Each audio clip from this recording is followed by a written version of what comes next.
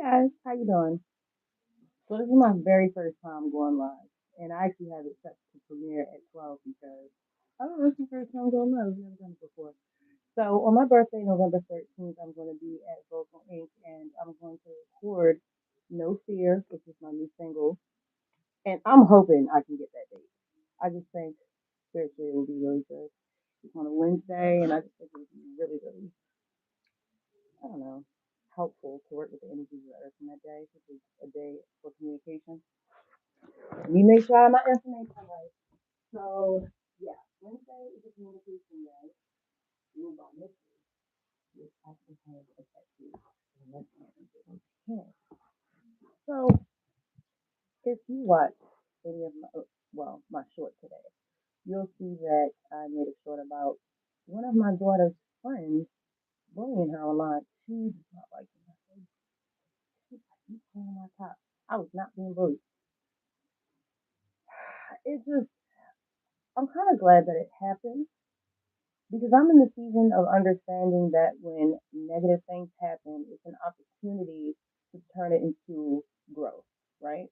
So today we had a lot of conversations about self self worth, and it's really challenging when because if I had my way, my daughter would not be on the internet at all.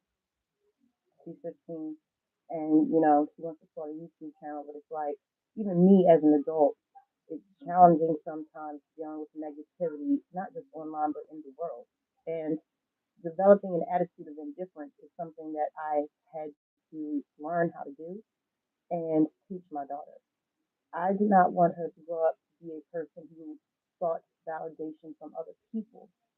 And I, you know, I wanted to teach her how to be stoic.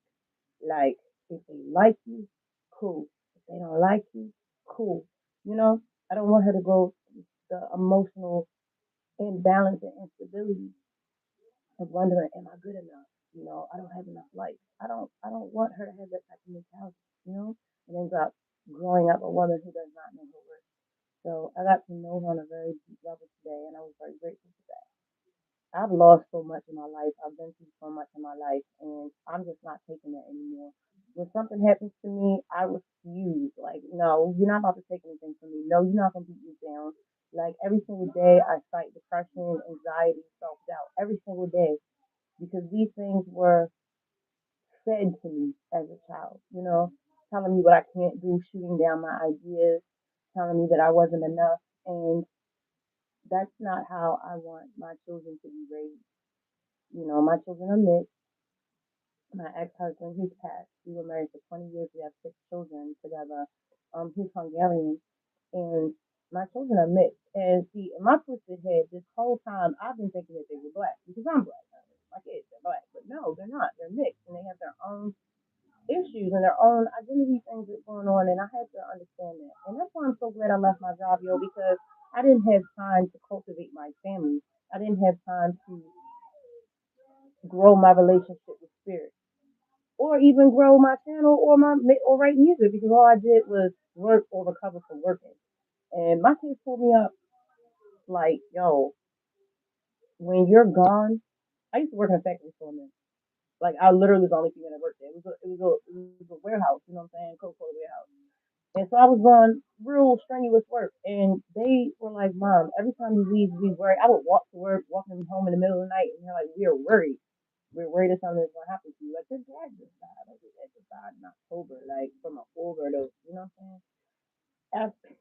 After being an addict for his whole life and then going to rehab and coming out and instead of staying sober, jumping right back into that same bandwagon. Like everybody I've been to rehab with, I was an addict for 20 years. I got married when I was 18 to him, and we did drugs the entire time, 20 years up until 2019 when he had been locked up. I was caught up in addiction and went to rehab. He got out, went to rehab because the court told him to, and he was so worried about, I don't know, getting back in me. I guess he had stepped out of the relationship, and he felt some type of way towards me. And I'm like, okay, well, I want to do me then. You disrespected me, and it got to be all of that stuff I will speak about on my channel eventually. I feel like people who are my subscribers are like my friends. You know what I mean? So if you just meet somebody, you're not going to tell them automatically your whole life. You're going to have to cultivate a relationship, meet me where I'm at, and then I'll slowly be able to share my story. The whole reason I share my story is because I've been through so much and I feel like my story can help with other people hope when they hear them because that's what happened with me. I don't know how I went from complete addiction and not having anything anymore.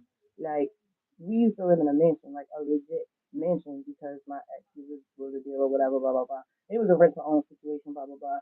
It's funny how you can. It may seem like you have a lot, but you really don't have a lot. I was sitting in a mansion with designer clothes, but I was completely miserable because I wasn't being loved, I wasn't being seen or heard, and my voice was being stifled. You feel me? And I was a drug addict.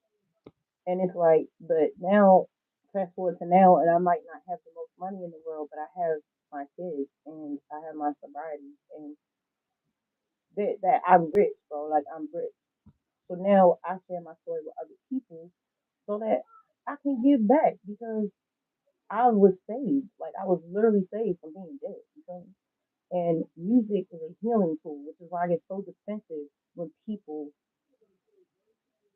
just are so vulgar with music, especially in my genre.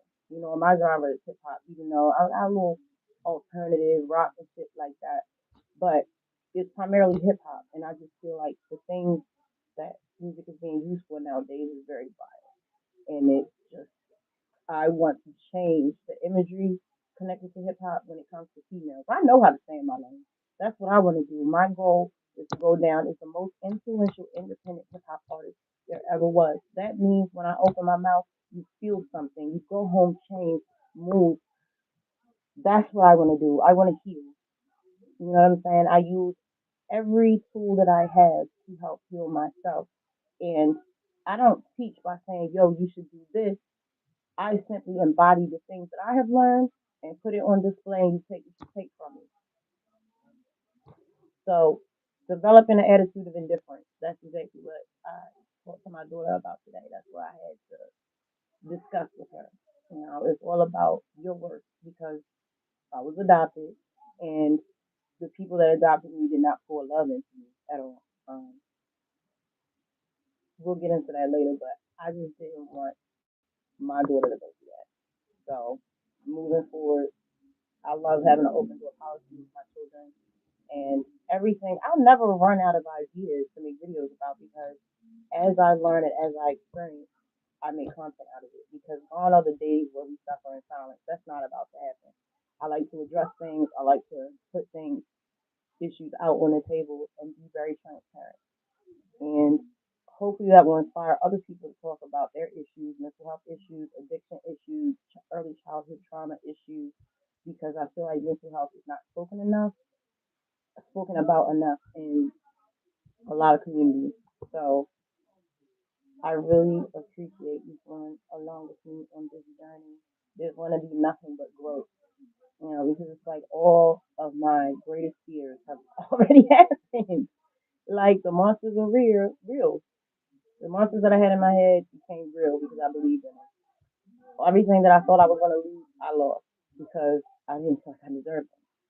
So moving forward, I'm going to show and prove that we do have the tools to heal ourselves and we don't have to be victims to our own trauma. So this is my first live and I'm looking forward to coming back and seeing how much we've grown.